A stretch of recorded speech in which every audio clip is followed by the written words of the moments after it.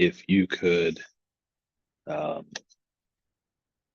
confirm, if you do have a name on the screen, confirm that it's right, but give me your full name, and then how you're why you're here, whether you're an applicant or an owner on the project or someone related to that, or whether you are a neighboring property owner or a member of the community or someone else. So I'm just going to go through each square here and try and get everyone checked in.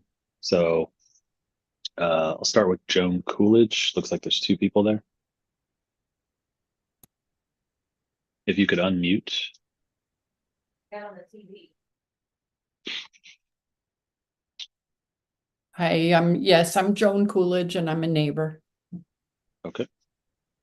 And along with Kurt Flesher, neighbor as well. Kirk or Kurt? Kurt, K-U-R-T. K-U-R-T. Fletcher? F-L-E-S-H-E-R, flesh like your skin with an E-R. Thank you. All right. And we have a woman under iPhone 7, the white shirt on. Andrea Chavez States.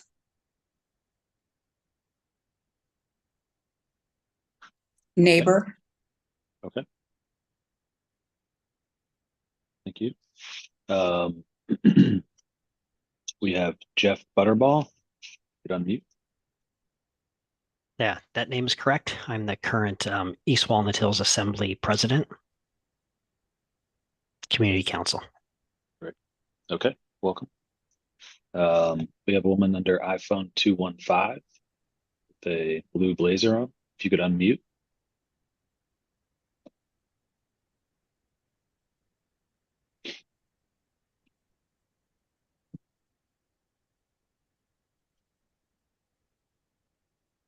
Okay, while she's working on that, we'll go to. Oh, I'm sorry, I got it.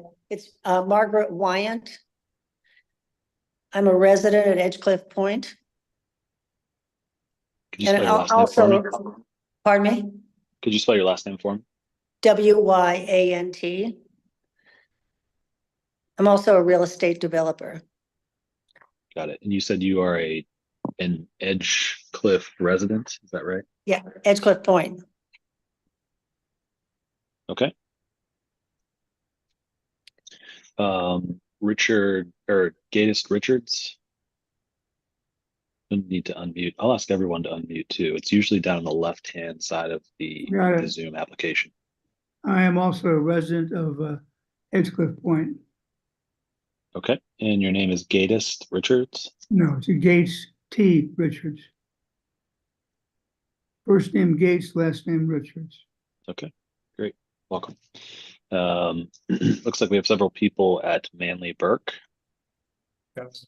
Tim Burke, and with me is Peg Rodebush, who is the president of the Edgecliff Condominium Association, Andrew Tate, who is another board member of the Edgecliff Condominium Association, and Kathleen Norris, who is the president of the Calvin Cliff Condominium Association. Okay. And could you tell me who the first person you named was that's with you there? Peg Rodebush. Could you spell the first and last name for me? P-E-G. Last name R-O-U. D as in Delta, E. B as in Beta, U-S-H. Okay. And and you were the president of the Edgecliff Association? Yes, the Edgecliff Condo Owners Association. Okay.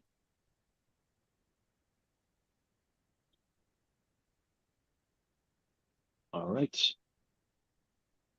Thanks, Mr. Burt. Moving over to MA Design, the conference room over there. Hi, Kathy Ryan from Wood Lamping. Okay. And then we've got Paul Shermer. Sari Latine from M&A. Could you say that name again? Sari, S-A-R-I-L-E-H-T-I-N-E-N. Okay. Peter Hilligoss from M&A, Could you spell the last name for me? Hilligoss.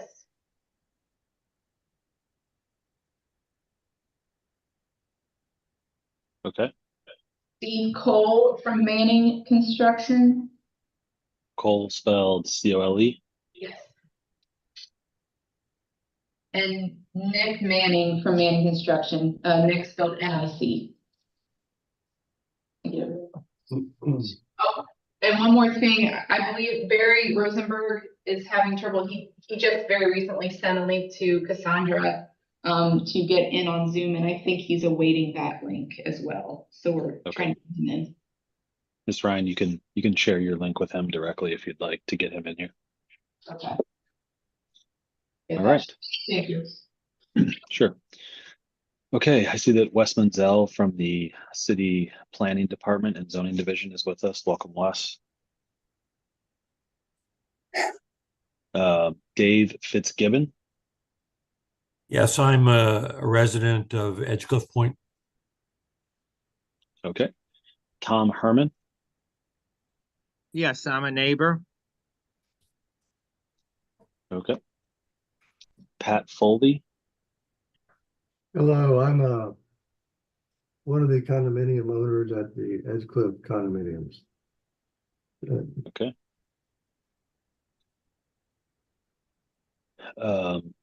Andy at God Dutch Studio. Go to Andy Keene. I'm a neighbor. I own the property at 2005 Edgecliff, which abuts the new development.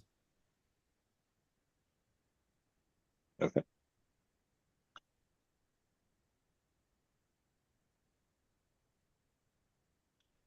Stan Messerly. Stan, you'll need to unmute. Sorry about that. Yeah, so Stan Meshley, Mesco Engineering, doing the site design for the applicant. Okay. John Tolos. Yeah, I'm John Tolis, and I'm a resident of Edgecliff Point condominiums. All right. Eric Russo. Yes, I'm Eric Russo, Executive Director of the Hillside Trust. Okay. Josh Traeger.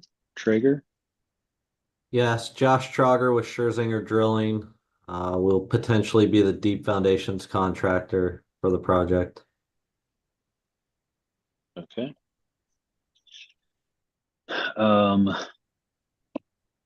It looks like there's a split screen with a room full of individuals under Michelle Westrich.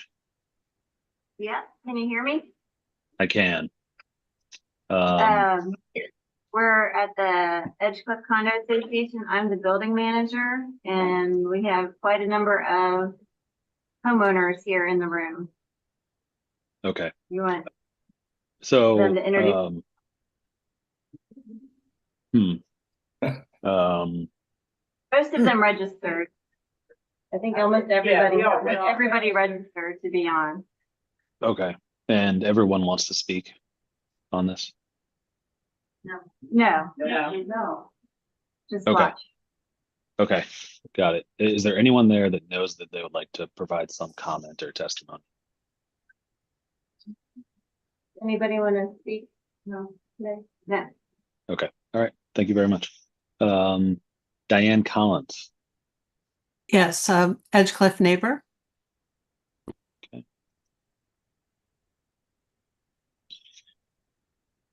Mr. Rosenberg, I believe you're with the applicant team here. Is that correct? Yes, can you hear me okay? Okay. Yep, I can. Welcome. Okay, thank you. Catherine Yarbrough.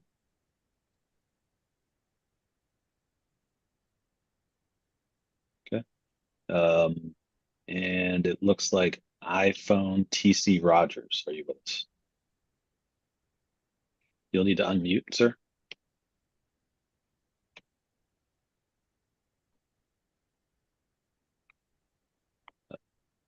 Okay. Is there anyone's name that I did not call here that knows that they'd like to provide some testimony? Okay. All right. Well, thanks everyone. Let's go ahead and get started. Before we do that, I need to read through our hearing script, which will basically just cover the procedure for the hearing. And so this is the July 24th, 2024 session of the Zoning Hearing Examiner docket. My name is David Sturkey. I'm the Zoning Hearing Examiner for the City of Cincinnati. I'll be presiding over this hearing today.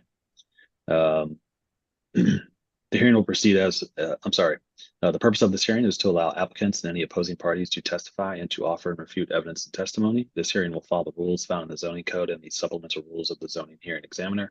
All testimony and evidence that an applicant or any other party wishes to offer must be presented at this hearing. The case before us today is case number ZH20240089. That's 1902 Kemper Lane. The hearing will proceed as follows, and we cannot go longer than 4 o'clock today, so I am going to try and put some timing guardrails around presentations today from all parties and public.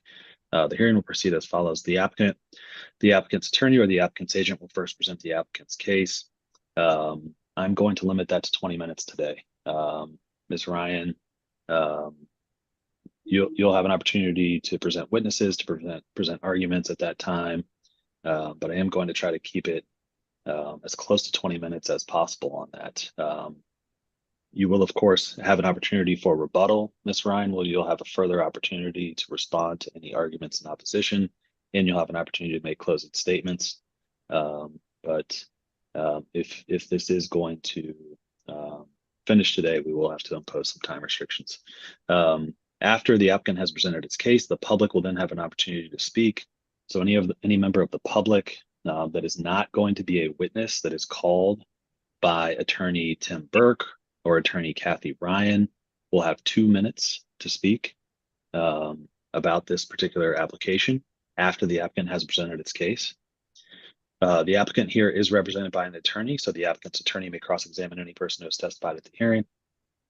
For members of the public, I am going to limit that cross-examination again to 2 minutes. If a party of record is represented by an attorney, which they are here, the Edgecliff Condo Association is represented by Mr. Burke.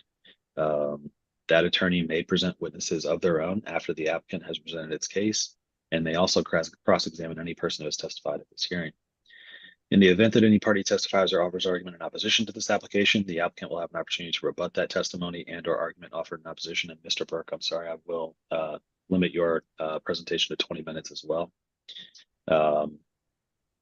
In the event that any party testifies or offers argument in opposition, which we already know is going to occur, Ms. Ryan, you will have an opportunity to rebut that or respond to that testimony that was offered in opposition, and I'll limit that rebuttal to 15 minutes. After the applicant has been given an opportunity to rebut any testimony or argument offered in opposition, Mr. Burke will then have an opportunity to make any closing statements. And then finally, the applicant will have an opportunity to make any closing statements. After all presentations have been made, I will close the hearing. Decisions may be expected within 2 weeks. I may limit or exclude any testimony that I deem irrelevant or outside the scope of the application being considered. I may interrupt any speaker to ask questions or to make any comments. In the event of any technical difficulties with the Zoom technology, I'll do my best to troubleshoot those on the fly, but if there is some defect that prevents us from meaningfully going forward with this hearing, I may continue or postpone the hearing at my discretion. I'm going to wait on a time limit for closing arguments until I see how quickly we get through all the testimony and the presentations, but there will likely be a time limit on those as well.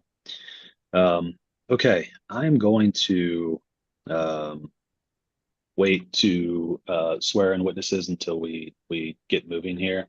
Any questions about the process or procedure before we get started with Ms. Ryan's presentation? Yes, Mr. Sturkey, it's Tim Burke. I do, for the record, want to object. I know you're trying to control the time. I don't think this hearing can be appropriately be done and concluded from either side within 2 hours. And I think restricting us to what is now already significantly less than 2 hours won't allow either side to make a complete and reasonable presentation. Ms. Ryan, response?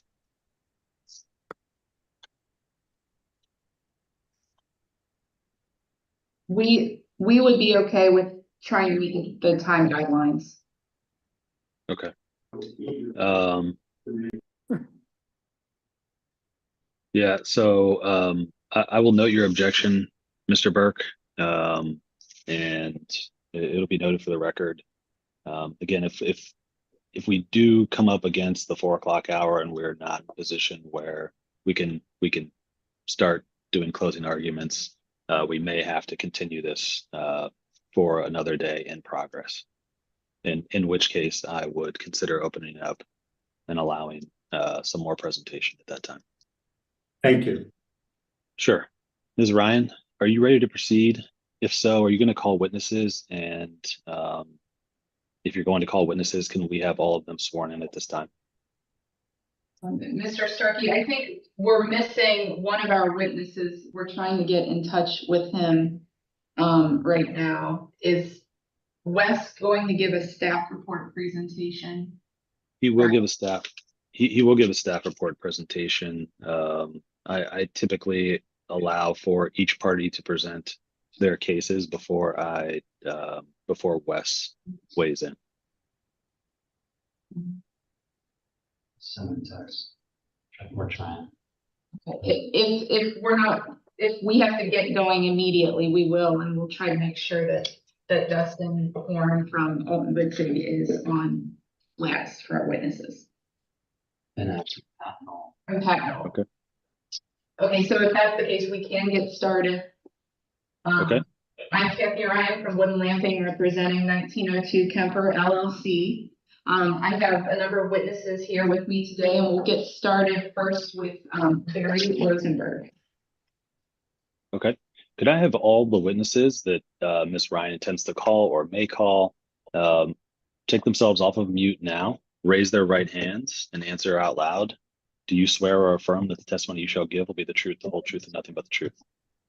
I do. Yes. Okay. Thank you. All right, Ms. Ryan or Mr. Rosenberg. Sure, I'll get started then. My name is Barry Rosenberg, managing partner of R2 Partners. We've been developing in Cincinnati as a family for over 60 years, noting that we've actually maintained and held on to most of the property that we've ever developed. I do want to note on this project here that we did submit and were approved for a plan prior to this meeting. I think it's important to note that one of the things driving causes for us to resubmit a new plan, which will be discussed by our team, is that it actually has less impact on the hillside. So instead of 3 main walls, we now have 1 wall. And I think, again, looking at from what the city has recommended as well. So I think that was the big driver for us to change, and we will show the comparison of our plan that has been approved by you and the plan that we're doing now, which we think has less impact. We have met several times with the East Walnut Hills Community Council, who has endorsed this project. And we've also met with some of the neighbors, some that are here on this call. I do just want to point out real quickly, there were several things that were brought up at those meetings, and a lot of those things are not applicable to what we're going to discuss today that we're asking for from the zoning hearing examiner, but these are items that we are cognizant of and we are open to working with the community on. But until we get approved to spend real dollars to move ahead on some of these items, we don't think is prudent on our behalf. Those items, just real quickly, are things like lighting, which we understand as far as reflecting onto the neighbors, a landscape plan, which is something that, again, we do obviously plan to develop. A third item was rooftop units and the visibility of them from people that might be looking down on the building, which again, we've looked at doing. There was, even though it wasn't quoted in here, there was some feeling of the overall building design seemed a little flat, which we are looking to take some pieces of as well. I'd also just note that there were some comments made about the views. As you know, we are not looking for any height variance. And I think also further that the height of this building, which again we'll show in the presentation, is consistent with what was the previously approved plan. And lastly, there were 2 things that were talked about, which were traffic and density. I just want to note that this site actually is currently approved for 100+ units. We are building 65 units, so we're at 65%, roughly 60% less, or 60% of what actually the density of this site currently allows for. Mr. And I think as Rosenberg, far when you say approved for 100 residents, approved by who? What do you mean? the current zoning on this site would allow for would allow for 100+ units today. Gotcha. So not approved by DOTE No, or anything else, just like with the the zoning of density the site. allowances within the RM district. That is correct. That is what I'm saying. Just to clarify. And then I think on traffic, I'm not a traffic expert, but obviously that this traffic and what we've done and looking at that is all something that we've worked really hand in hand with the city of Cincinnati. So again, we'll kind of show that in here overall. And I think that was kind of overview of some of the things. And obviously the integrity of the hillside is first and foremost. It was part of several of the comments that were made. I think the city, and I think also our experts that are working on it, I think will demonstrate that we've met all of those criteria. Obviously, the city staff, professional staff, and their engineers have reviewed and approved this. And again, I just want to add that the plan that was approved prior actually had more cut and fill, more walls, and the reason for the change in this plan is to actually, I think, have a better positioning of maintaining the integrity of the hillside, which I think if you talk to the professional engineers here, they will concur with that. Okay. Thanks, Mr. Rosenberg. Mm-hmm. Ms. Ryan, do you have another witness? I do. Next, I have Paul Shermer. And then can I share a screen? Yes. And you want to see, there it is.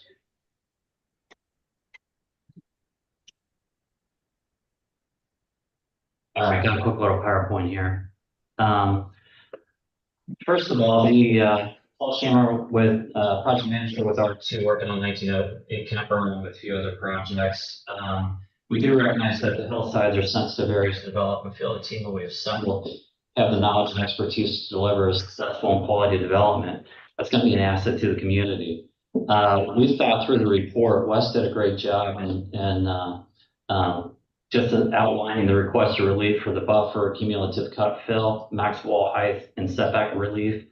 And at this time, just don't really have too much to add to his analysis. One thing I did want to do is just talk about the hillside standards real quick and just elaborate on a few points as far as that goes. And I assume everybody can see my screen okay. Yes. So the first is just the residential relief requested. Just the 4 items where we're looking for the screen fence, the setback relief, and cumulative cut fill, and the wall height. And all these items are detailed in the report.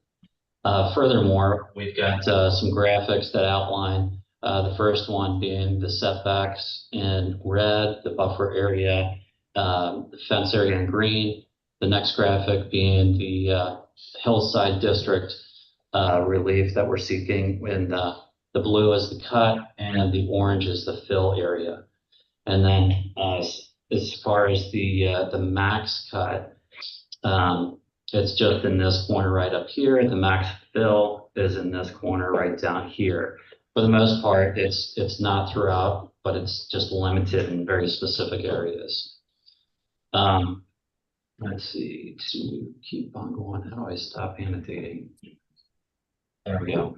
Next thing I want to do is just talk about just the hillside standards. So in Wes's report, he talks about erase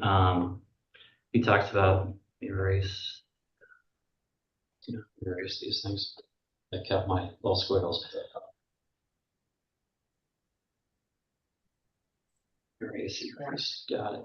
So first thing he talks about is the 25% slope of our site. And what I did is I just compared that with some adjacent areas. So this A is our site that shows the 25%, which if you see in the table down here is basically a 4-to-1. at that little bar chart. And then in comparison, I did some areas B and C, which is 65%, 55% for the hillside slippage area along Columbia Parkway that the city remediated. And then the fourth area is hillside D that goes through the Calvin Cliff, which is about a 40% or a 2.5 to 1. So our site's, definitely one of the lower slope areas.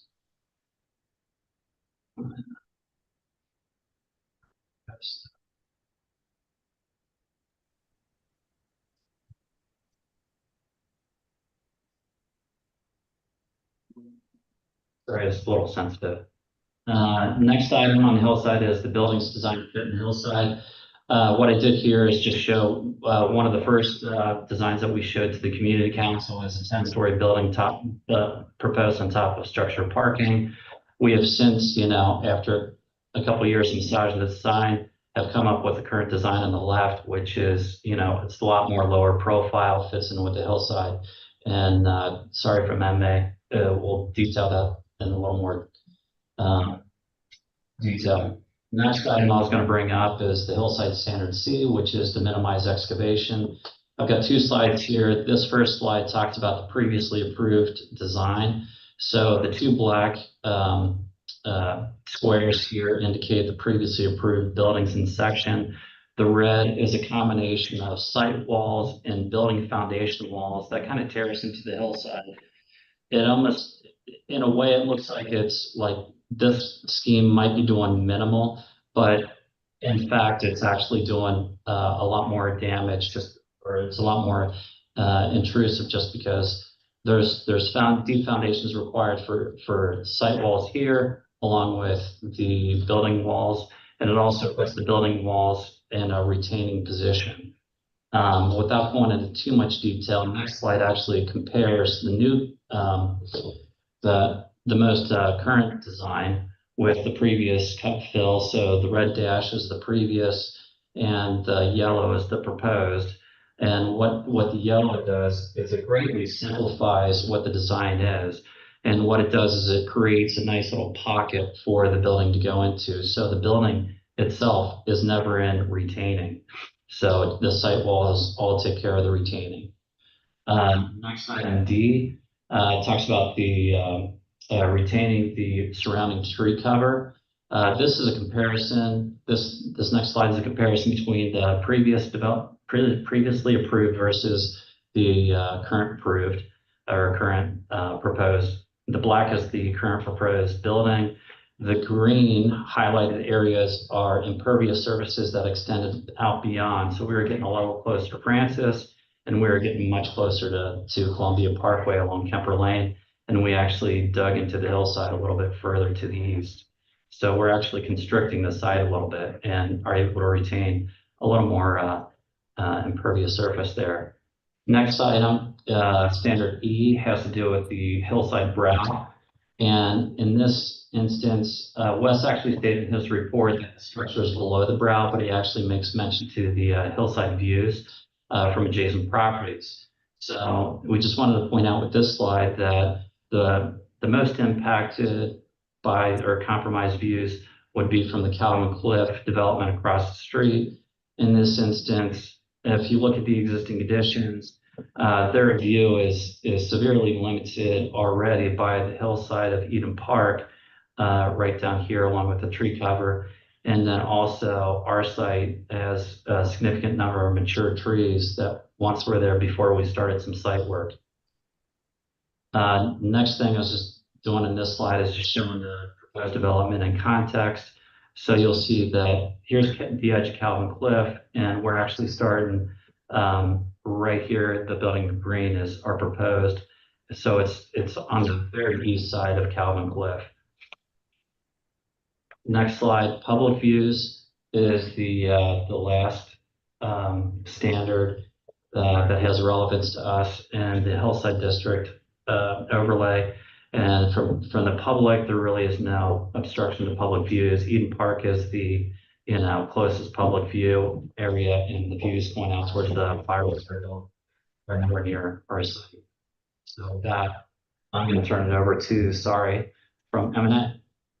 Yes, my name is Sari Lehtinen. I'm senior designer here at MA Design. Yes. Mr. Sturkey, it's Tim Berg. When do I have the opportunity to cross-examine? So you'll have an opportunity once everyone has testified. All right.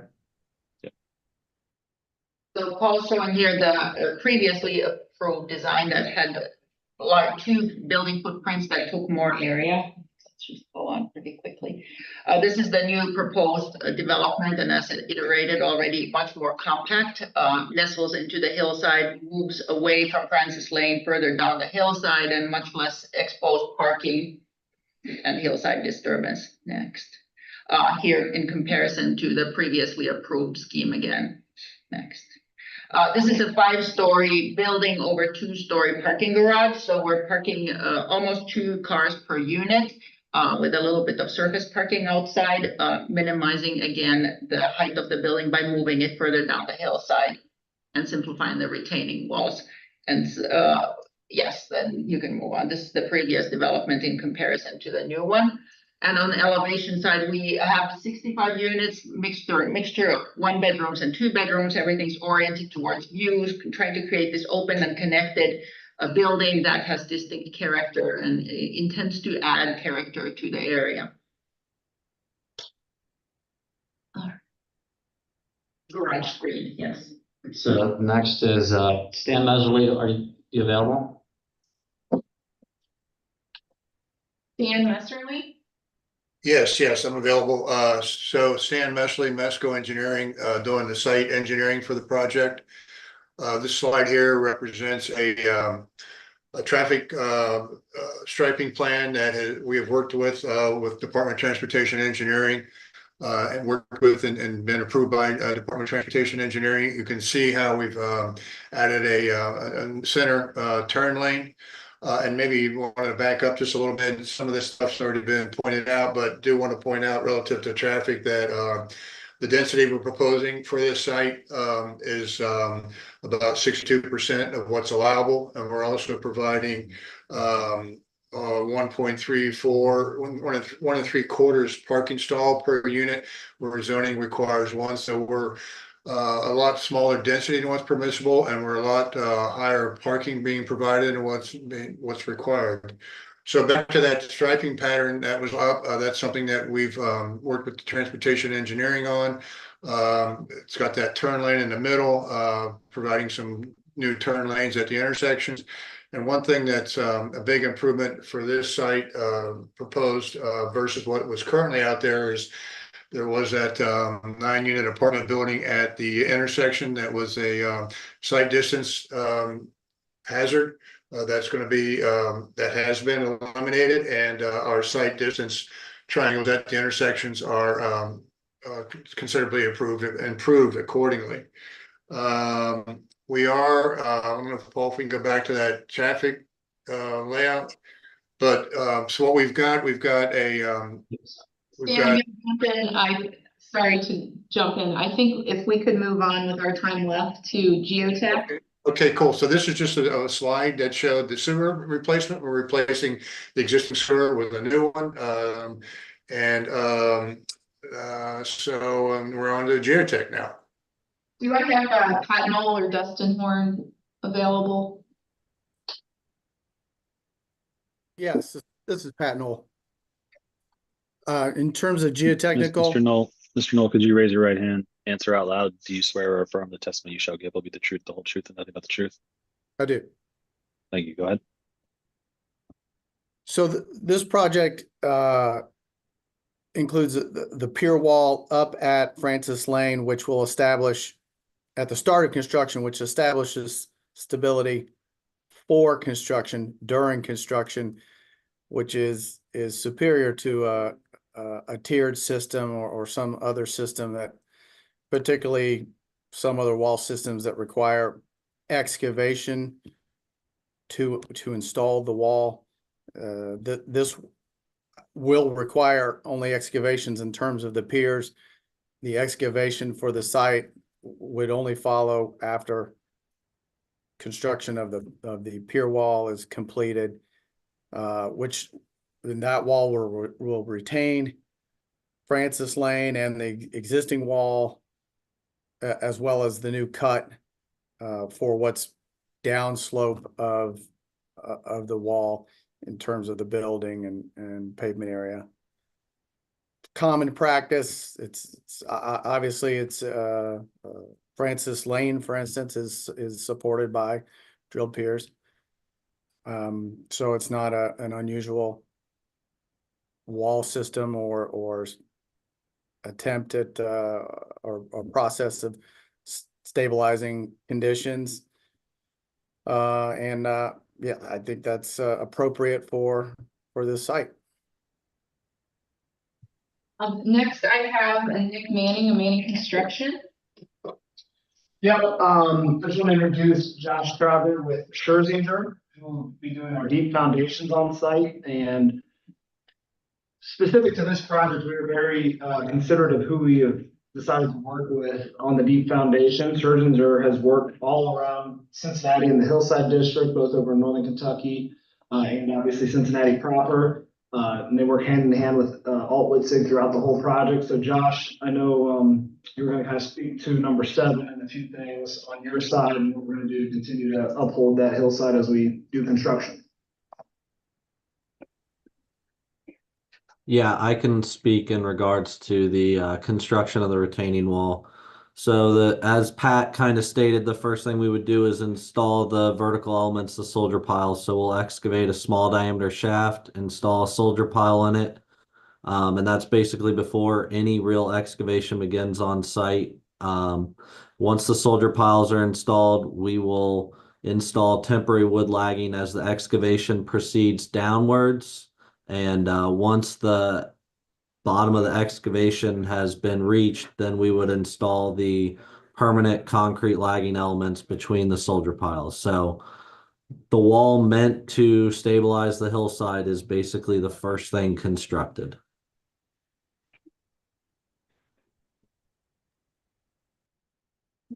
With exactly 20 minutes, that is everyone we have. We also have Pete Hillegas, and Steve Cole here as well. Everybody to answer additional questions as needed. Okay, thank you, Ms. Ryan. Mr. Burke, do you have any questions for any of the witnesses presented by Ms. Ryan? I do. I start with Barry's. Bills too that haven't been approved. I'm sorry. Right. Sorry, no, I think someone was off mute there. You can proceed. Rosenberg. Okay, Mr. Rosenberg, if you could unmute. Sure.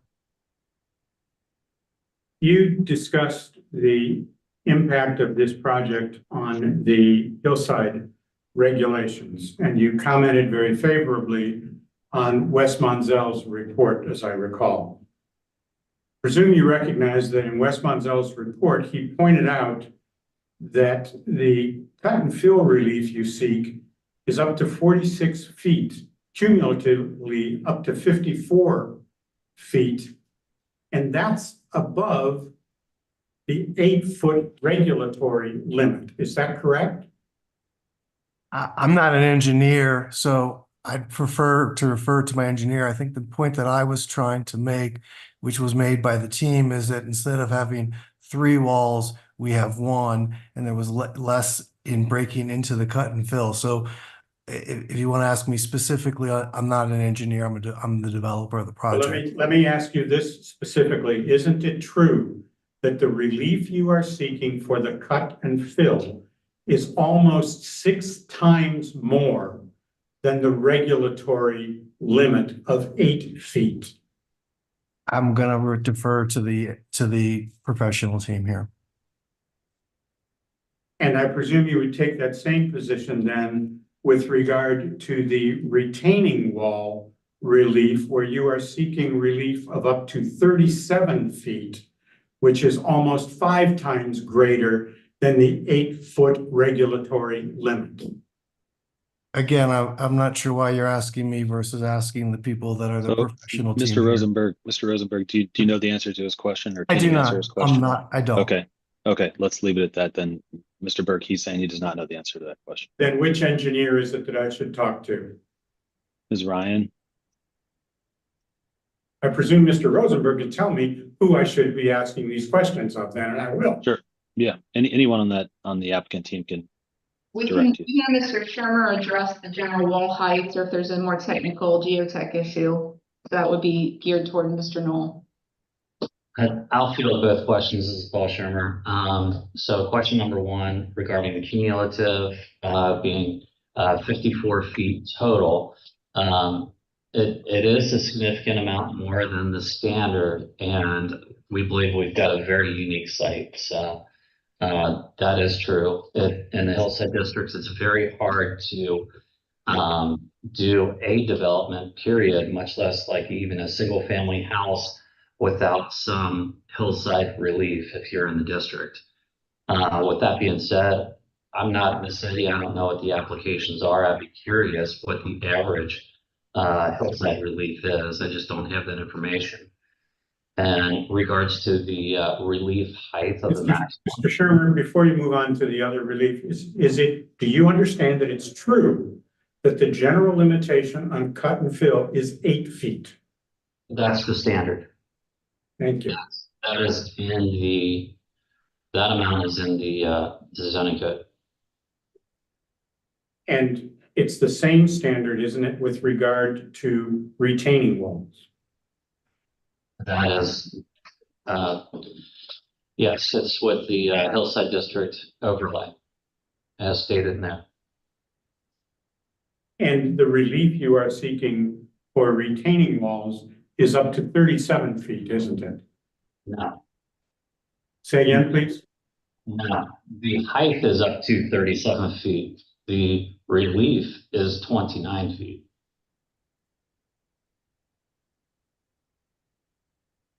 The relief, the height you are seeking approval for is up to 37 feet on the retaining walls. Correct. They get 8, they're asking to add 29.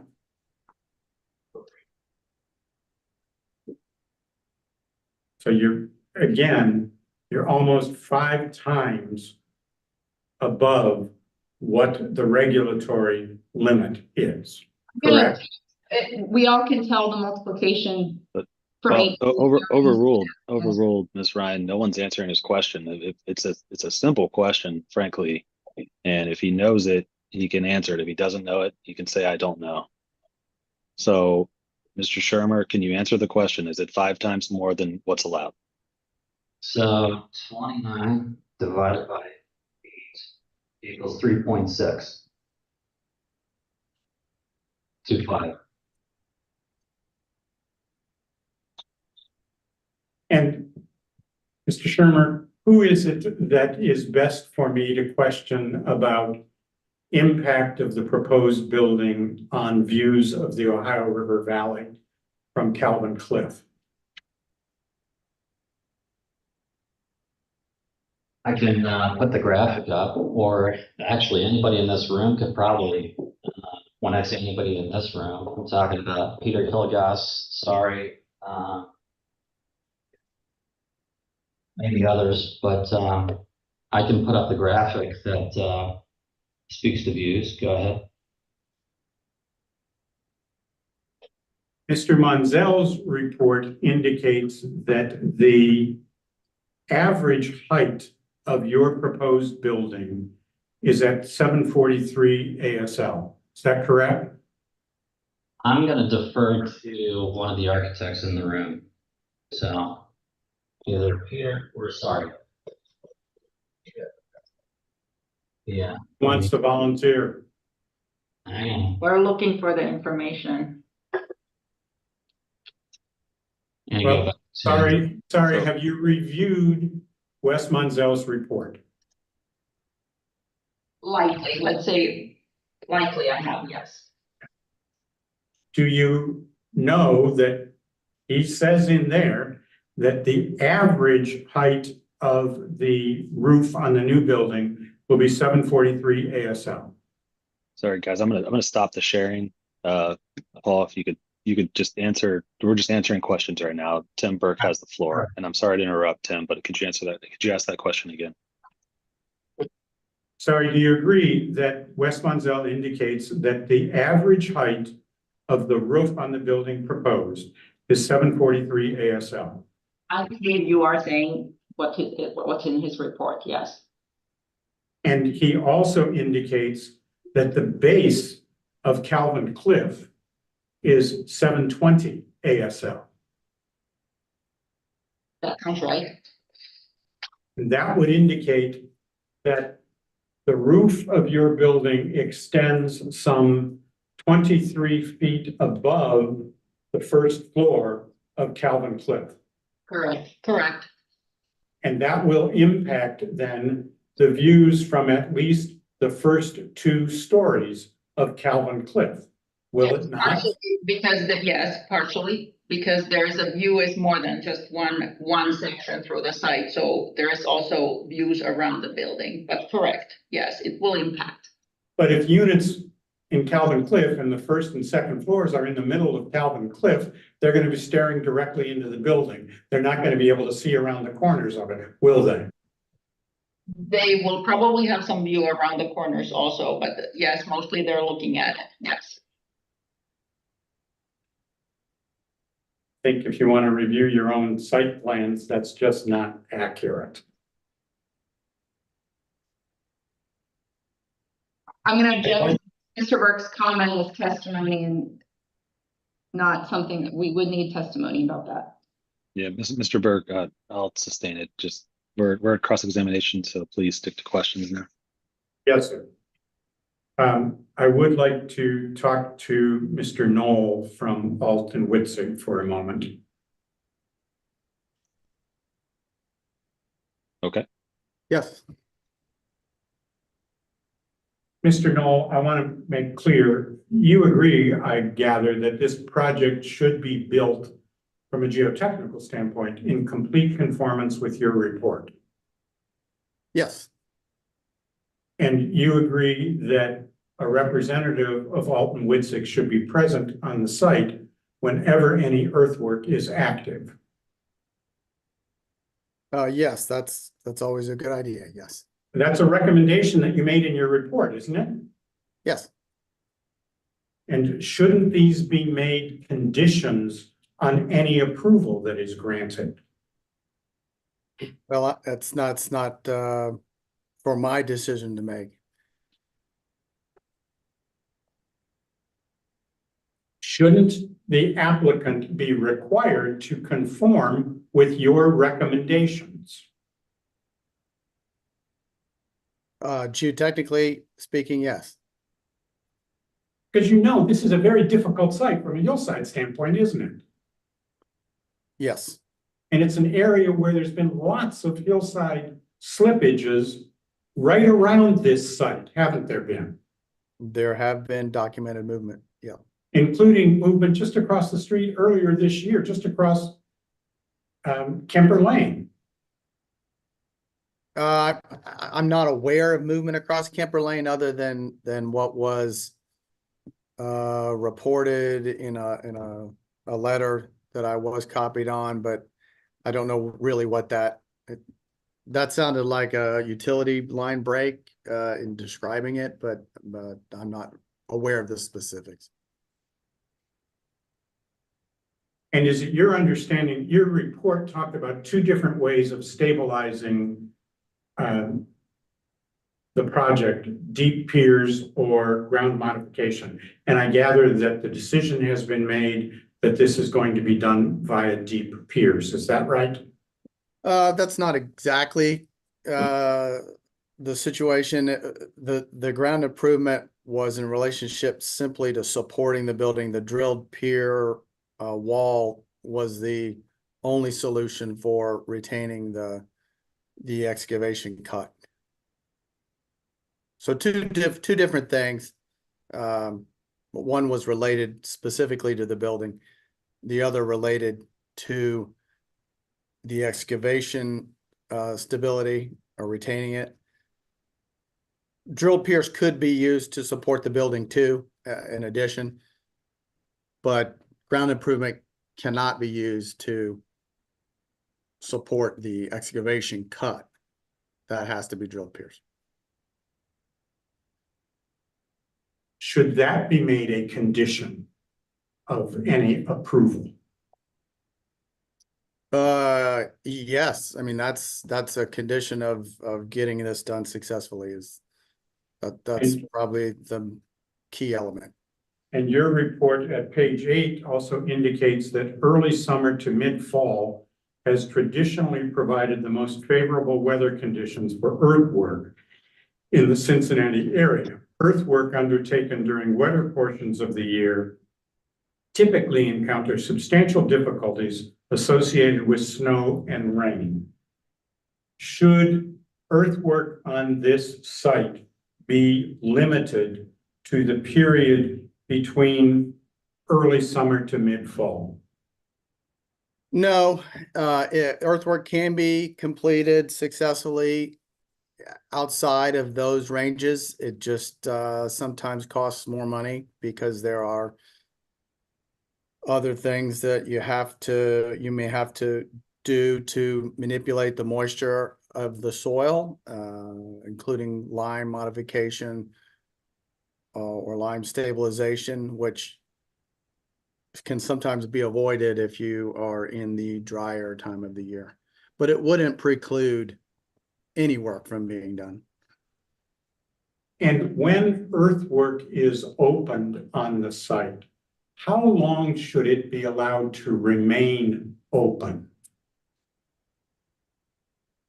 I'm not sure what, if you're talking about an excavation cut, exposure unsupported, that's not going to occur with any significance. That's what the drilled pier wall is designed to do, is support the upslope conditions so that excavation can occur safely. And in that situation, there's not really a time limit other than with typical construction practice and to get something established and stabilized from just simply a erosion control situation. Are you familiar with the collapse of the parking area behind the UC property adjacent to Edgecliff Point about 10 years ago? I'm not familiar with that. Earthwork left open can sometimes be the cause of hillside problems, can't it?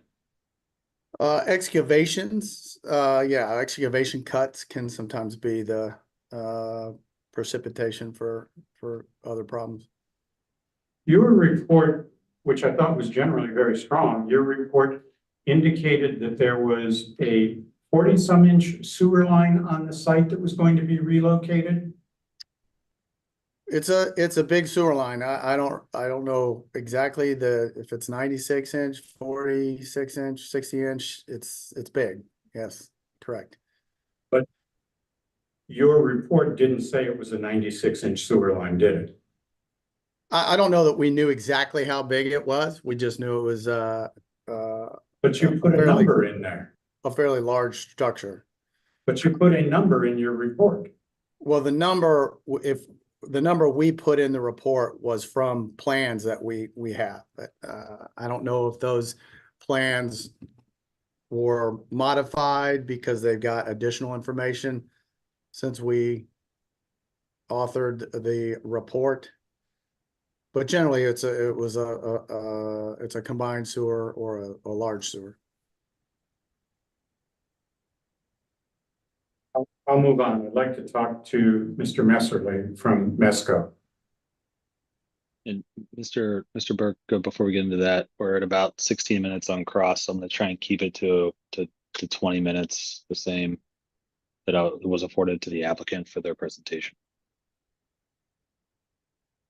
Understand. And I hope you would honor my continuing objection then to the limits. I'm trying to move as quickly as I can.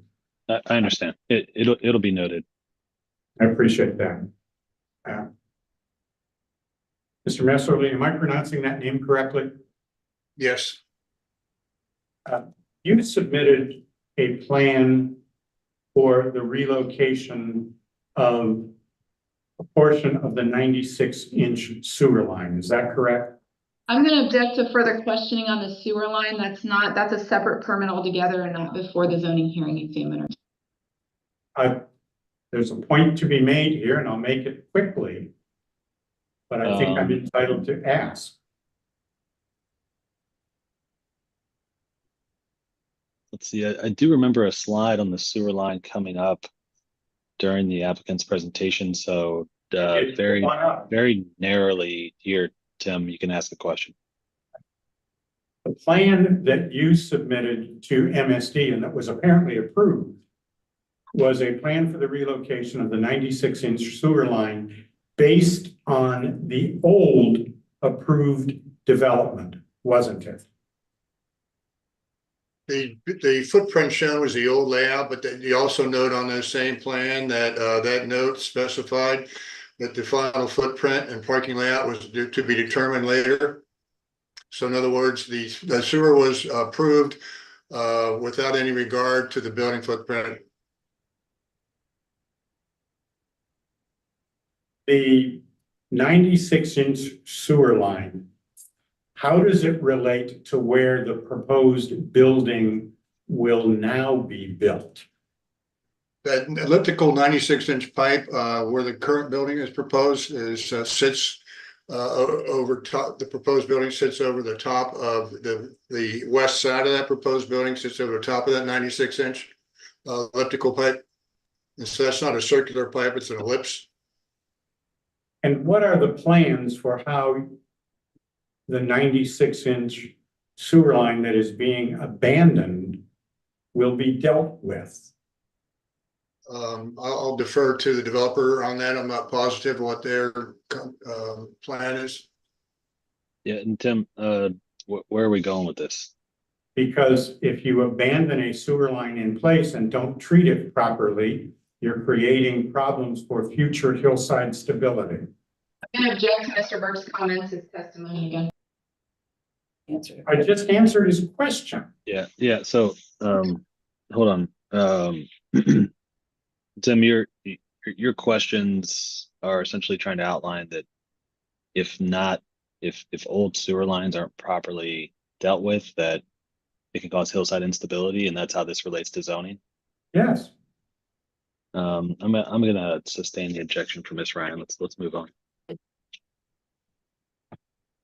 Can we at least, may I ask contractor what the plans are for how that sewer line that's being abandoned will be dealt with? I don't think so. I think that really comes down to building and engineering and permits related to that. I think it's outside the context of this zoning application and the zoning scope here. I mean, those are things that will have to be dealt with as it goes through the building process. Mr. Sturkey, I understand that you have the right to tell me to shut up, and you essentially have. But the whole purpose here is to try and protect this very delicate hillside. And we've had issues in this hillside moving sewer lines in the past, which is what happened at the Edgecliff Point and the UC property just 10 years ago. And you're going to hear, I hope before we run out of time, that right now there is a sewer line adjacent to Calvin Cliff where a sinkhole has developed immediately across Francis Lane from this site. So dealing with sewer lines is important from the standpoint of protecting the hillsides. And that's what this hearing is all about, or should be. Right. Yeah. Ms. Ryan, do you have a response? Again, they can present their witnesses with sworn testimony on that issue, but if they think it's relevant, we'll object then. But I otherwise agree with Mr. Sturkey's position. Yeah.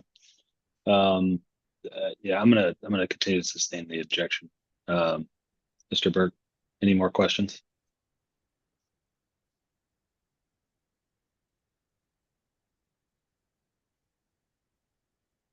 I think I will stop at this point. Okay. All right, we're gonna move to public comments. And Ms. Ryan, you'll have an opportunity for any sort of redirect during rebuttal. Okay. We are working with some time constraints today. I want to be able to get through all the public comments, so we're going to start that now. As I said, each person will have 2 minutes.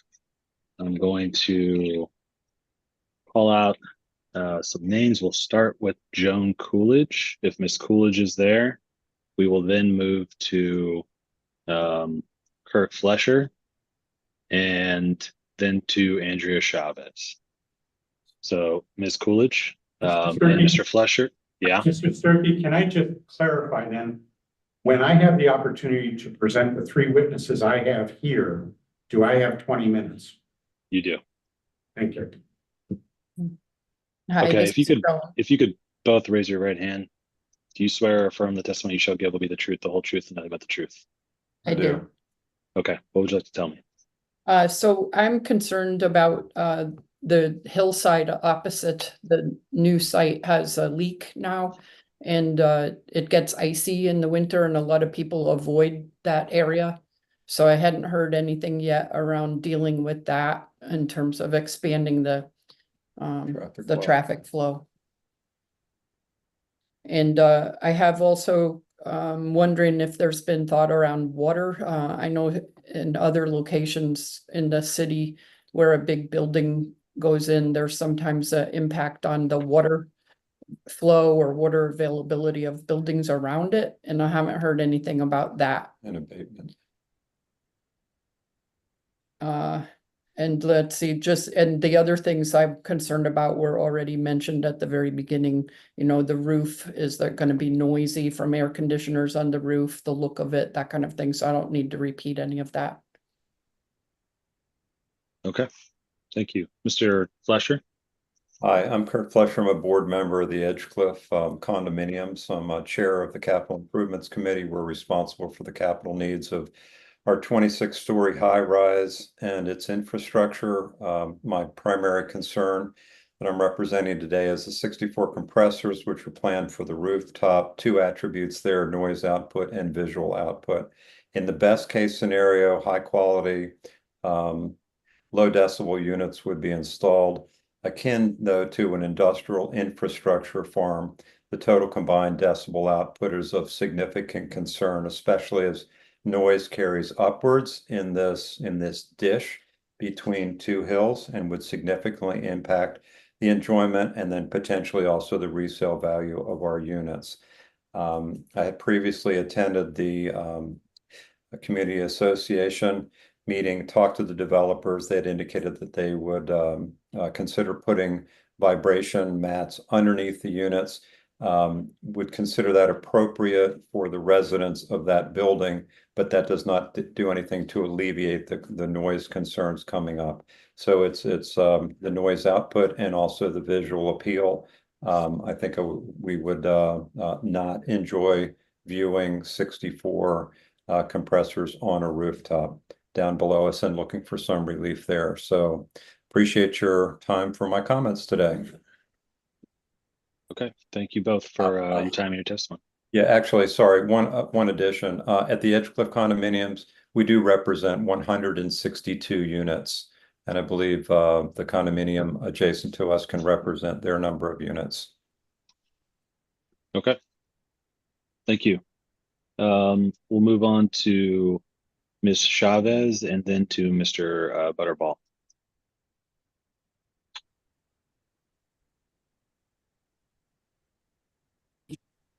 Okay, what I'm concerned about is the traffic, the ingress and the egress of that apartment building. Right now, off of Francis Lane, because that curve down to Columbia Parkway is great, it's dangerous. And when you get all those Ursula girls coming down that way, I mean, it becomes a mess. And there are waves of lots of traffic, and I'm concerned about how this is going to affect us. Okay. Thank you very much. We'll move on to Mr. Butterball and then Margaret Wyant and Gates Richard. Good afternoon. So we had a chance in the East Walnut Hills board and the members of the East Walnut Hills Assembly to have a review of the project and the 4 variances that were asked for. And we're in strong support of the development of the area into something useful. And on 2 of the variances, we gave our unanimous approval to.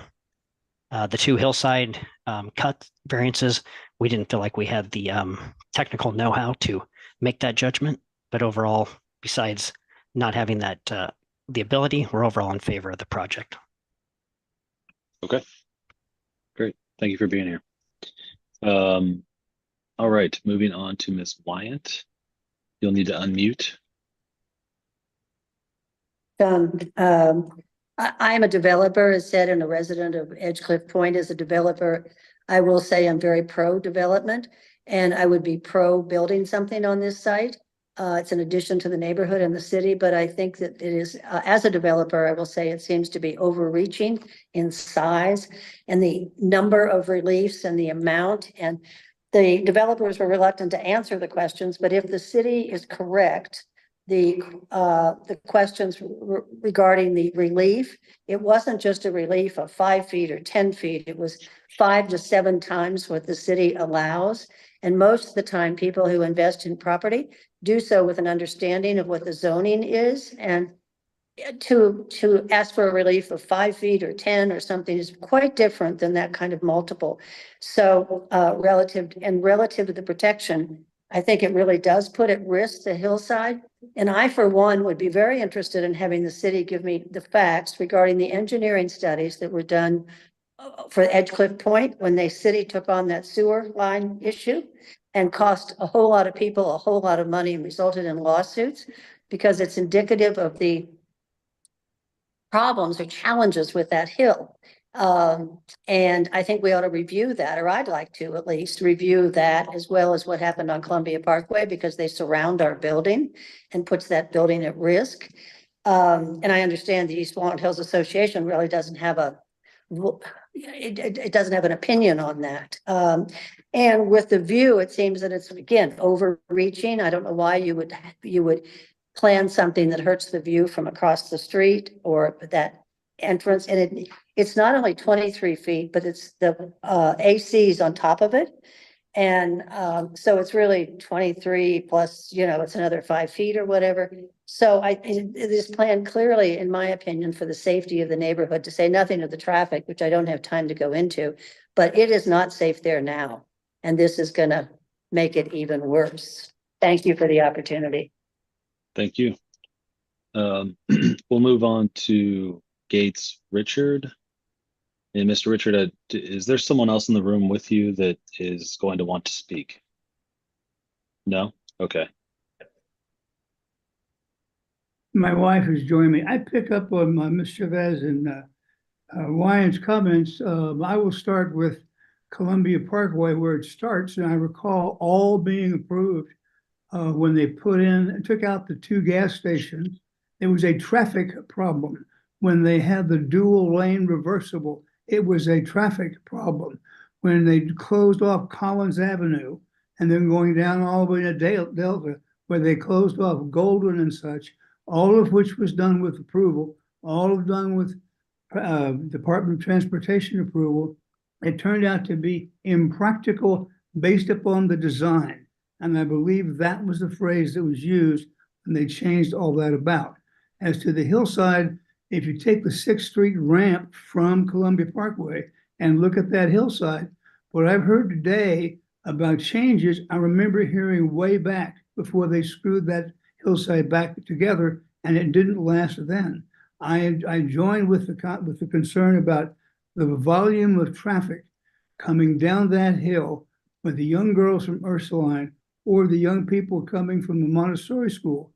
You're going to have a turn lane, which is going to take away a lane, and you're going to have cross traffic coming across the highway to get into and up to their building. That, to me, just creates a foreseeable danger. And that's really all I have to say. I'd like an answer as to what traffic pattern were considered when that was all put together. That's it. I'm done. Okay, thank you very much. All right. Let's see, moving on to, do we still have, sorry, just find, looks like Dave Fitzgibbon and Tom Herman. John Tolis. And yeah, so Mr. Tullis will get to you, but if Tom Herman and Dave Fitzgibbon are here, we'll start with Mr. Fitzgibbon, then move to Mr. Herman. Yeah, the questions I had regarding traffic and have been asked better than I would have asked, so I don't have any additional questions. Okay.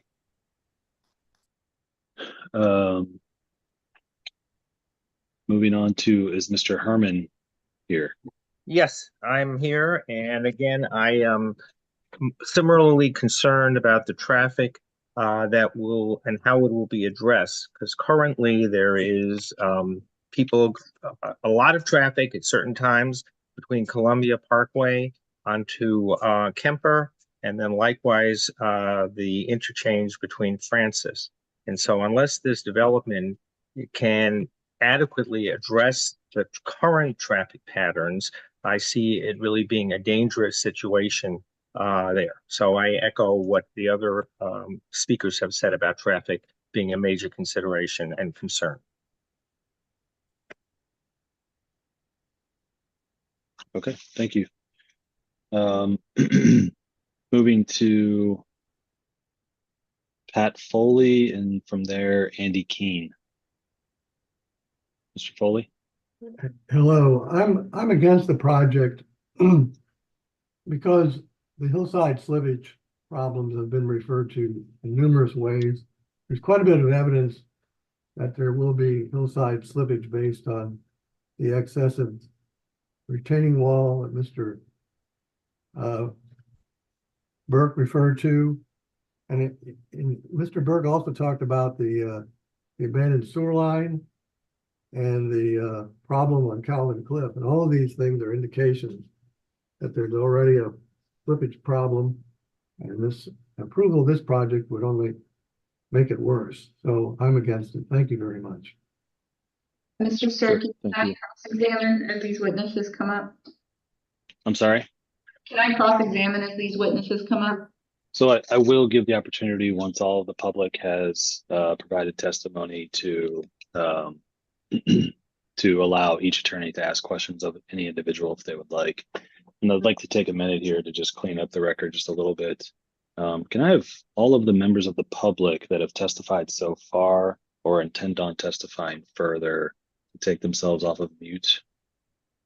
And I can call out the names individually, but I'd like to just clean up the record here for a minute. If you could all raise your right hand and answer this question out loud. Do you swear or affirm that the testimony that you have given or intend to provide has been the truth, the whole truth, and nothing but the truth? I do. Yes. I do. Yes, I do. I do. Thanks. Thank you all. Okay, we're going to move on to Mr. Let's see, Andy Keene, followed by John Tolos, followed by Eric Russo. So, Mr. Keene, are you with us? Yes. Okay. I won't repeat a lot of the things that have already been said. I want to echo, I have a lot of the same concerns. I am not against a development. I'm against the idea of something this size. And there's three major reasons. One is traffic flow, to all the reasons that people have already said. One is noise. So for context, I live in the property that is 2005 Edgecliff Point. So I literally would be right next to this property.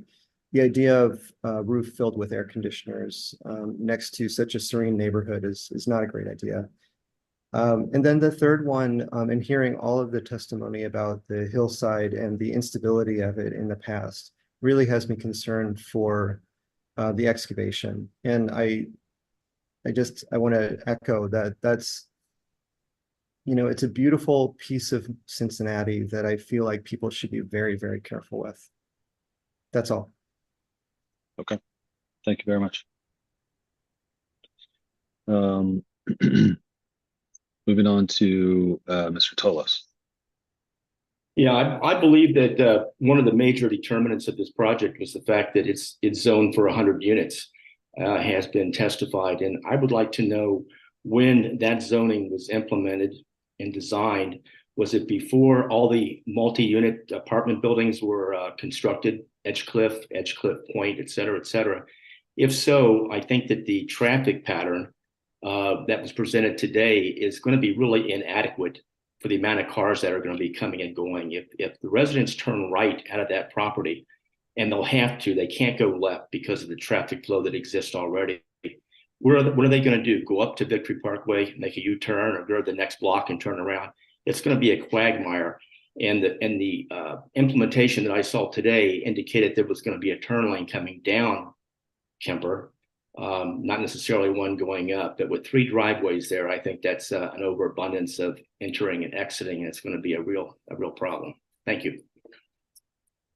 Okay, thank you. All right, Mr. Russo. Hi, good afternoon. I'm going to begin by just referring to my letter that I sent to you dated July the 19th. It states all the Hillside Trust concerns and comments about this development.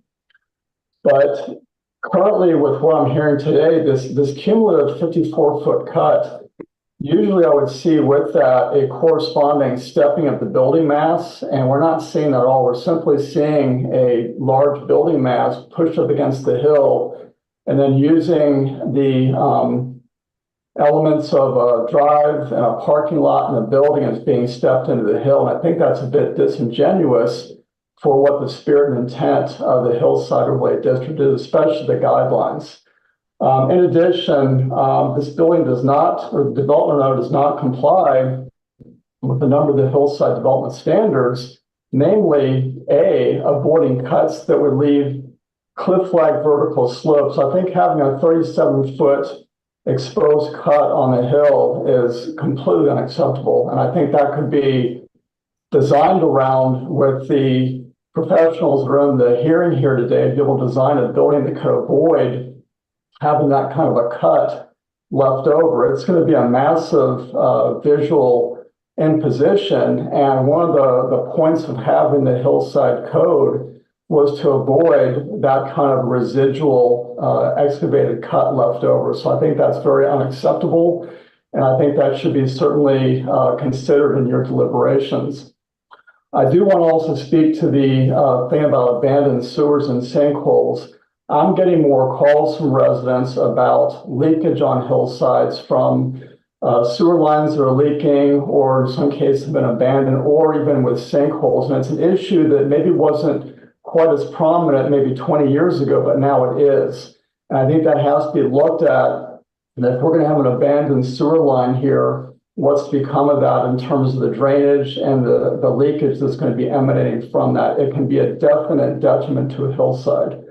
And then finally, I would just argue that the conditions that I wrote in my letter, I think are going to be important to put into any approval or any consideration given to this development to ensure not only the safety of the development while it's being built, but equally importantly, the long-term stability and durability of it once it's been completed, that it truly can be an asset for the neighborhood and not a liability. Thank you. Thank you, Mr. Russo. Okay, the final member of the public that I have written down here is Diane Collins.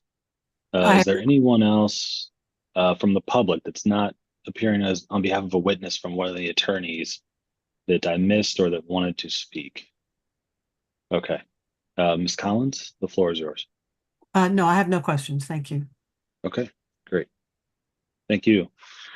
Okay. Did we lose Mr. Burke? Or okay, sorry, I just didn't see him there. Okay. So, Kathy, sorry, Ms. Ryan, did you have any questions for any members of the public? I don't believe so. I have redirect witness or rebuttal witnesses at whatever. That's it. Okay, great. I have an individual under TC's iPad that has not been able to check in because he's been muted. Yes. Are you a member of the public, or are you with the applicant team or someone else? I am TC Rogers. My family are owners of 2 of the Calvin Cliff units. Okay, and so would you like to provide some public comment? Yes, please. Okay, proceed. Yeah. So I'm also a Butler County Commissioner, and I've been a builder for 46 years. So I've been involved in about 1,900 zoning meetings. I was here primarily to find out. Now, do I understand that they did not increase the height of this new proposal, but and they did move it towards the east, I guess, so that would be away from the bottom units of the Calvin Cliff. Is that correct? Well, so that's a concern, like as long as they are not going up higher than they were originally approved for. Hearing the testimony, though, that when you're talking about the piering of the wall, were they going to hammer it, or were they going to screw the pier holes down? It's been my experience that rock formations, of course, are horizontal. So, and where this is could be a rock shelf, which is under the foundations of the Calvin Cliff units. That'd be a concern. As far as the sewer, when they say that they're going to abandon, I'm assuming they're not going to dig it out. So then, are there provision to fill it up, leave it in place, and fill it up with leancrite or something? Because I wouldn't want them to have to dig it out. I think that would more affect the hillside. Those things, and then I'm also wondering, did I hear them shorten the setback coming down St. Francis? And is there a concern with your traffic people about people flying down the hill on that curve and ending up in one of the new units? So other than that, I think that everyone else has pretty much covered it. Okay, thank you very much. All right, Mr. Burke, did you have any questions for any members of the public? I do not. Okay. All right, Mr. Burke, I will turn it over to you at this point. And you may present any witnesses. Just for the record, all 3 of the witnesses that I'm about to present did affirm or swear the last time you gave the oath to the public. Thank you very much. Let me begin with Peg Rodebush. Peg, can you identify yourself, please? Peg Rodebush, 2200 Victory Parkway, number 1106, Cincinnati 45206. And what, if any, position do you hold with the Edgecliff Homeowners Association? I'm the current president of the board of the condo association. How long have you been on the board? I've been on the board for approximately 8 years and have served as the president for the last 5. And what, if any, experience do you have in evaluating development projects? I have served on the Board of Zoning Appeals for Hamilton County for approximately 30 years, and I serve as the current chair. I also owned a subcontracting company that dealt in a manufacture construction product. And by the way, how long have you lived at the Edge Cliff? It'll be 10 years in the fall. And how many units are there in the Edge Cliff?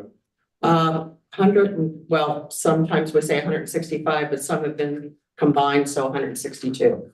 And can you explain to the hearing examiner your overall concerns with this development? Sure. It's naivety to think that we could stop this project altogether. We realize that. I know that landowners have specific rights to develop their property, but in this case, we have some concerns about the development plan for this site. This is an area historically that has had many landslides, one of which earlier this year, as we stated, was on Kemper, and it was directly across from this particularly targeted site.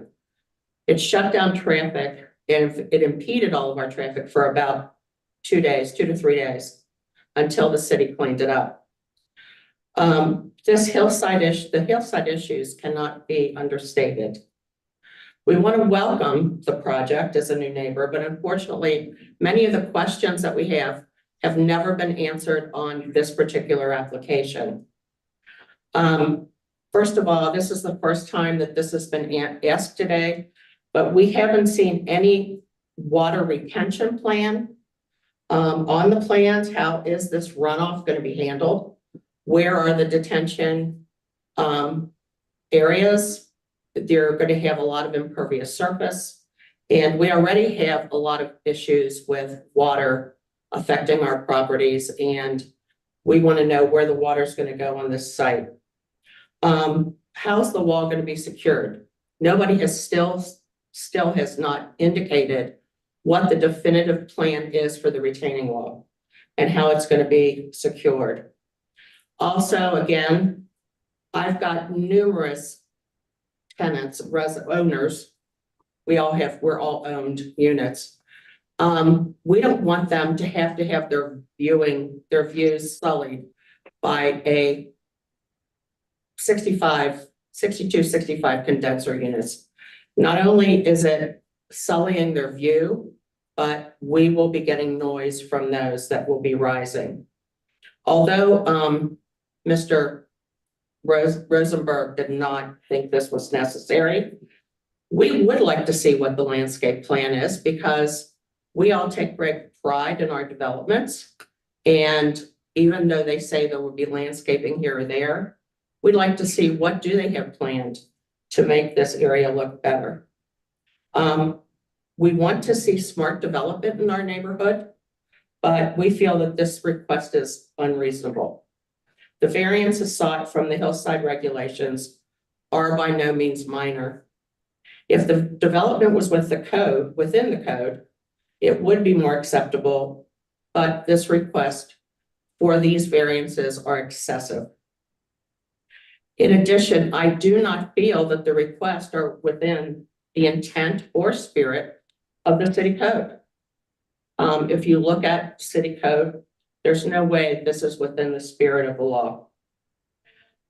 It's in my hope, in making your decision, consideration will be taken as to how this proposed plan impacts the area and the potential impact it has on the immediate neighbors.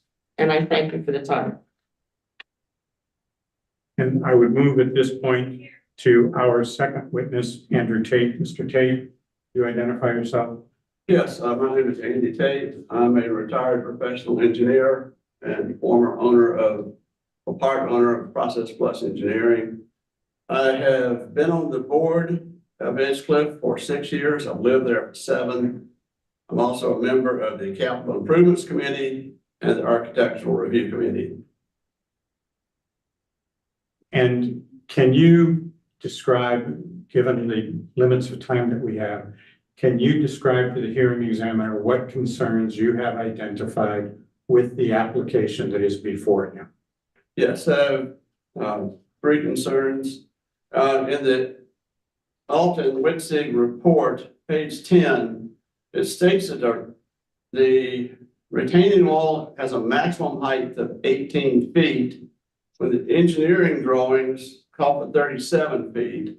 And I would like to understand this discrepancy and how they're going to retain it. Because my prime concern is hillside slippage and getting this done right.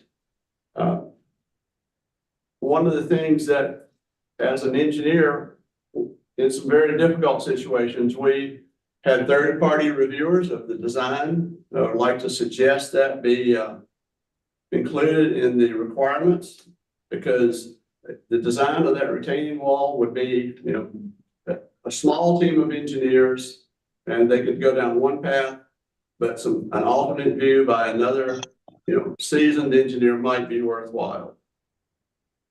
The second concern I have is regarding the traffic plan presented earlier, showing one lane going downhill towards Columbia Parkway.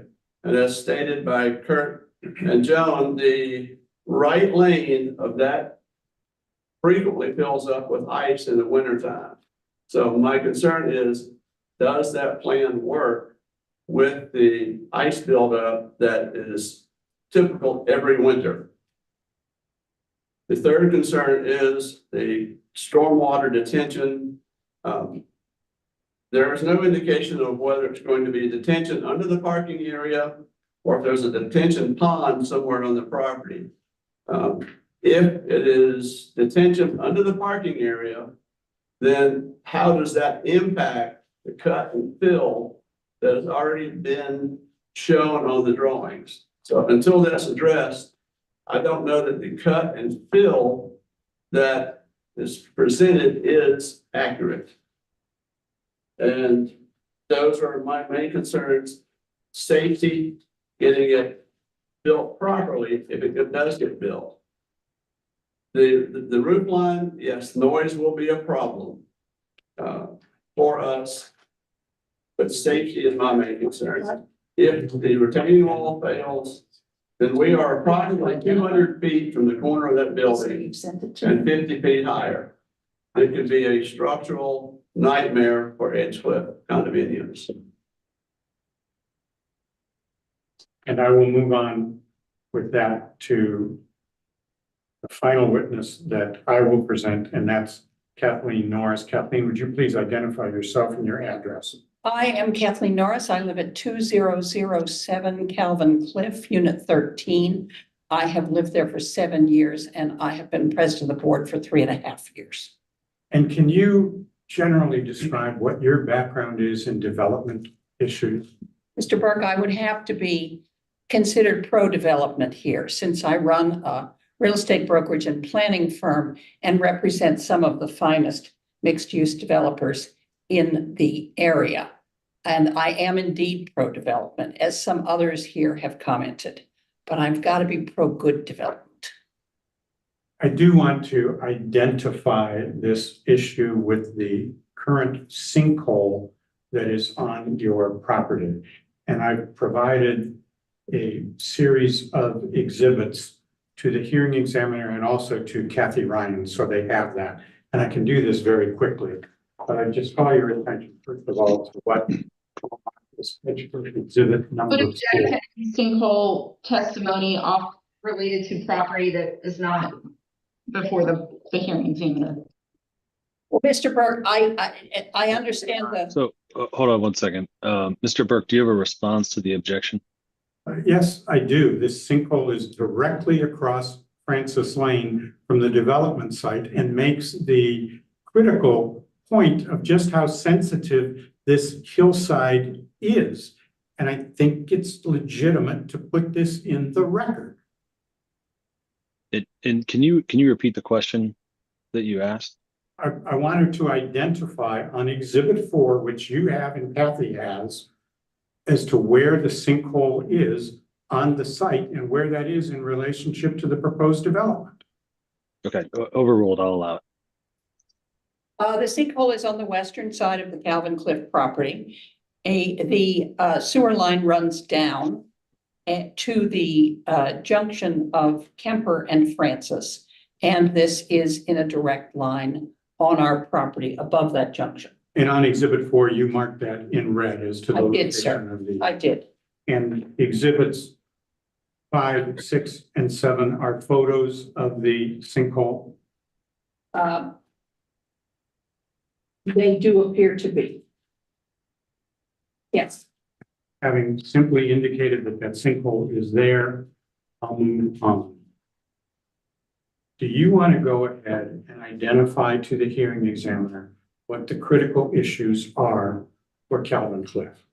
I do, and obviously the sinkhole indicates that hillside slippage is a critical issue for us. And as the applicant's team identified, we have a strong slope below our building. We have foundations to bedrock. We're very fortunate. We're a 50-year-old building. We're one of the first condominium buildings in the city of Cincinnati. Very well constructed, designed by GBBN, a noteworthy architecture firm in this community, I believe. But beyond the foundations, we have a hillside which obviously continues to slip. And so that's our first issue, just the safety of the hillside. I'm not going to comment extensively on traffic. I am going to say that there's a hairpin turn at the corner of Francis and Kemper. And as one of our owners, TC Rogers, commented, we have a real possibility, however small, that a car is going to come off that hillside and go into a unit. I've kind of been surprised that it hasn't happened so far, especially in winter when others have commented on the icy conditions. So there is that. I think though, what I most want to comment on here, and it has been touched upon by others, are what I would call quality of life issues. We have a 65-unit building, which it is indeed, as someone else noted, a little disingenuous to say that it's nestled into the hillside. It is a solid block without any height variations. Those height variations, if they were up toward our building, would clear the roof line or lower the roof line potentially for some of our owners. This building is currently at its highest point, 747 feet above sea level. I believe Ms. Lettinen agreed to that. And that is before we talk about condensers, solar panels, elevator towers, or anything else. Our lowest units are at 720 feet above sea level. So there is a 27-foot obstruction that would be a real issue for our owners.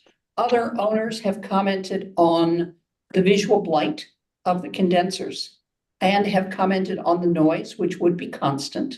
No one, to my recollection today, has commented on a third environmental impact, which would be the heat generated by those condensers. Especially in the summer, those condensers would throw off a lot of heat, which we all know rises. So the source to which it would most likely rise most readily would be Calvin Cliff. So the Calvin Cliff owners would have visual blight, they would have noise blight, and they would have environmental blight. And I am, as I said at the beginning, pro-development. It is my living to be pro-development. I think a development here is a terrific idea, but I think to support a development which would attract 65 new families, we are affecting negatively the quality of life of the 180 families who have already invested in this area. And I believe, Mr. Sturkey, not to put you in the hot seat here, that it is the job of my city to help mitigate that impact. And I call on you to do that. I call on you to protect the quality of life for the 180 families who have invested in this area and who, quite honestly, have created the value rise from which Mr. Rosenberg is now going to benefit. Because this was not a prime area for development, even when I moved in 7 years ago. But the work that's been done at Edgecliff, the work that's been done at Edgecliff Point, the work that Mr. Green is doing in buying that house that he is going to renovate, the work that has been done at Calvin Cliff, where we have just spent $1 million improving our property, is going to help Mr. Rosenberg. So I'm asking here today that Mr. Rosenberg pay back, that we not have to deal with the blight of 65 condensers on the roof. There are other systems, VRF, geothermal. VRF is certainly price competitive and it can be managed in a different way with the noise blight. of the 65 condensers. Geothermal is absolutely silent. With the heat blight, the environmental blight of those condensers, again, geothermal produces no negative environmental impacts at all. And again, Mr. Sturkey, I believe our city should be leading the way in asking that developers do these things. And I believe that Mr. Rosenberg is smart enough, talented enough, and experienced enough to give us a really great development that does not cause hillside slippage, noise blight, visual blight, environmental blight, or traffic problems. I'd like to see some setbacks in that building. I have worked with Ms. Lettinen. I respect her skill, but that building is a solid block. I'd like to see setbacks so that it genuinely does nestle into the hillside and fall down toward Columbia Parkway. I am not competent to comment on the areas that Mr. Russo and Mr. Burke have commented on and others in terms of the hillside stability. But ladies and gentlemen, I got a sinkhole right now and it's going to cost us tens of thousands of dollars. And that is a fundamental hillside stability issue.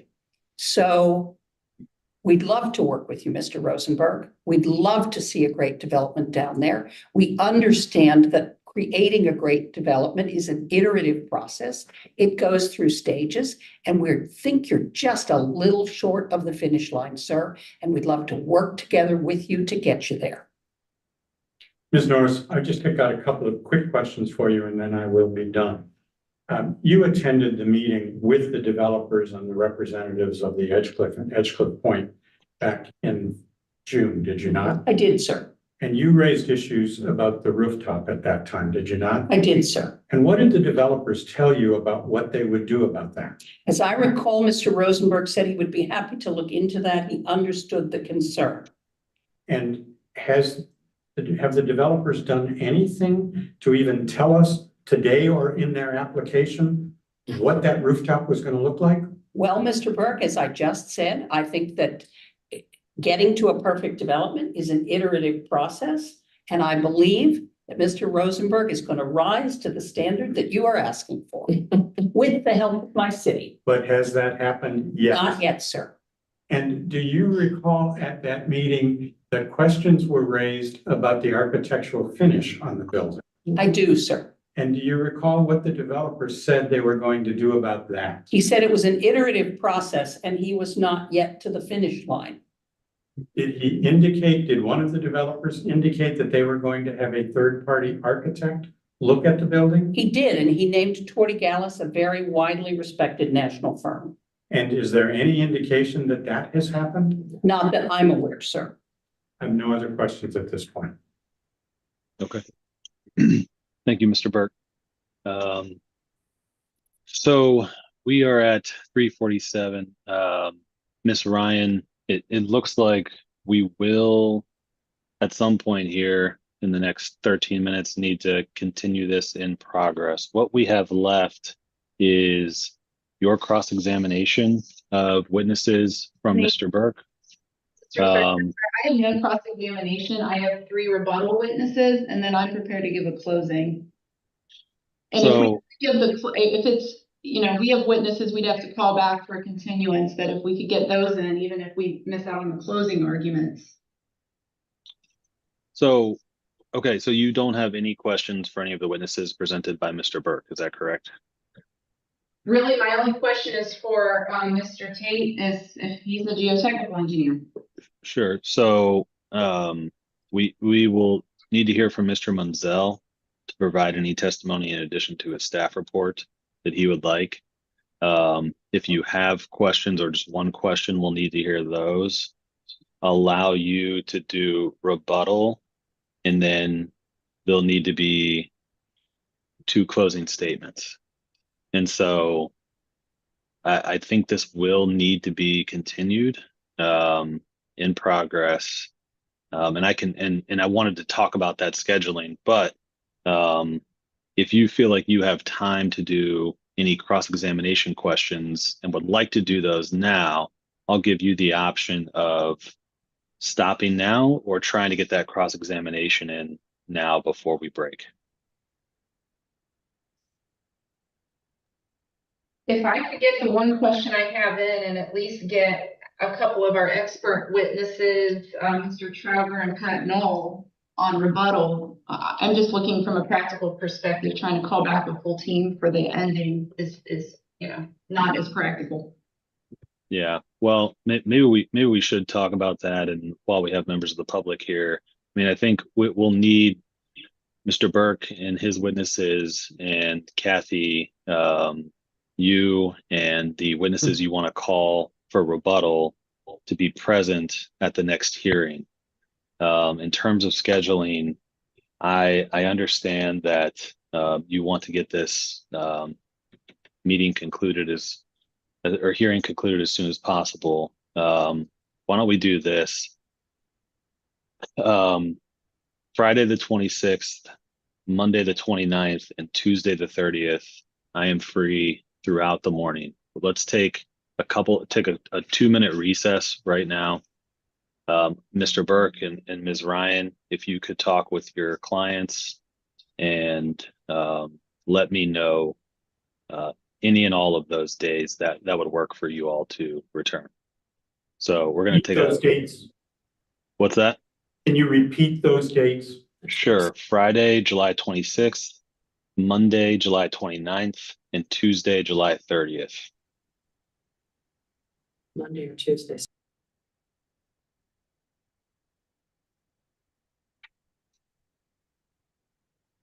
Ninth or the 30th.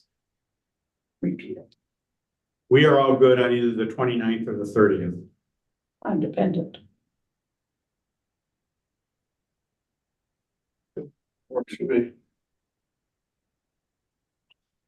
I just need availability of Mr. Trevor and Pat Knoll for the 29th and 30th.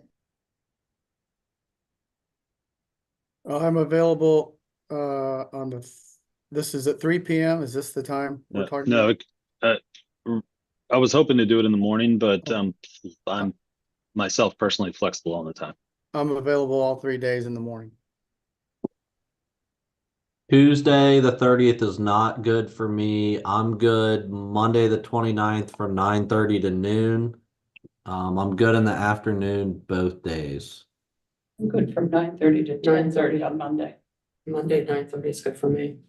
And I can work it, I can extend. That's right. 9:30 on the 29th sounds like it works for everyone, for us. Okay. Agreed. Thank you. Okay.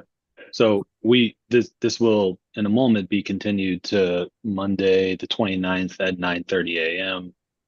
Anyone from the public is welcome to join that meeting if they would like, but are not required to be here for that. Ms. Ryan, we have 8 minutes. Would you like to ask Mr. Tate questions or move into your rebuttal now? Or just break now and come back Monday with cross-examination? I think I'll ask Mr. Tate my one question and then we'll just close that and just pick up with rebuttal next time. Sounds good. Floor is yours. Mr. Tate, you had testified that you are an engineer. What is particularly of your background in engineering? My background is a registered engineer. I'm retired, registered as an industrial engineer, but I've been a project manager of multidiscipline projects, mostly industrial, for 25 plus years. And I've worked a lot with structural engineers. I have reviewed geotech reports and discussed those with the structural engineers. I do not claim to be a structural engineer by any stretch of the imagination, but I do understand the principles. That's all I have. Thank you. Okay. All right. Well, let's let's go ahead and leave it at that for today. Yes. Sorry to interrupt, but I am not available Monday. I'm on vacation. So if you want any comments from me, I could do a couple of minutes right now, but. Absolutely. Let's absolutely do that now. Okay. Wes, go ahead. So I'm just adding some supplemental information from my staff report and regarding various comments or questions and such that happened during the hearing. First, I did contact the Department of Transportation, and learned that they did not require a traffic impact study for this project, but they did talk to the developer to develop some additional improvements, which I believe were discussed by Mr. Messley. I'm not sure exactly what those are, but just that kind of context, I wanted to provide that. Second, there are no height limits in this district, but the setbacks are a function of the height. I know there's been this concern about views and such, but I just want to highlight that there are no height limits specifically in this district. I will say that this project is in a hillside overlay, and based on my permit review and experience with the city over the last 9 years, many hillside new construction projects, majority of them require hillside relief of some sort, whether it's cut and fill or height, setbacks. So I just think that's important to understand. The new design that's before us today compared to the prior one, I know that there was a drawing in the submitted by the applicant that compared the two. I just want to highlight a couple things that the new design has shifted the footprint down the hill a little bit. The new design, I believe, has a smaller footprint. The new design has a smaller amount of cut and fill cumulatively across the site, which is a little bit confusing based on how we measure that.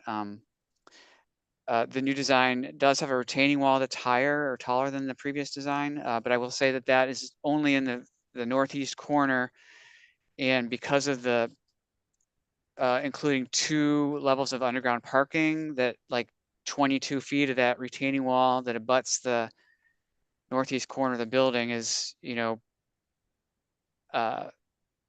next to the parking, the lower level parking. And finally, as far as some of the view and vibration and, or I'm sorry, noise concerns, I do think that addressing that is probably something important through the vibration mats that were mentioned, but maybe also a parapet wall of some sort on the north side of the building, the uphill side of the building, to help screen the condensers and direct some of the noise towards the river, away from the residential. So that's my last comment.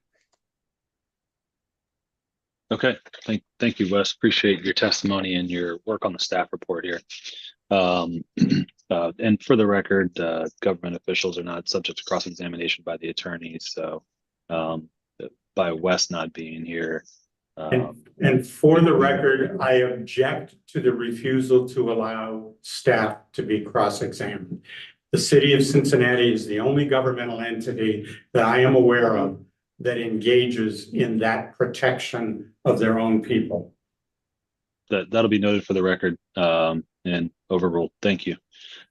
Okay, so we are now continued in progress. Everyone, again, from the public that would like to come back at 9:30 is on Monday is welcome, but we will see Ms. Ryan and Mr. Burke with their clients Monday at 9:30 a.m.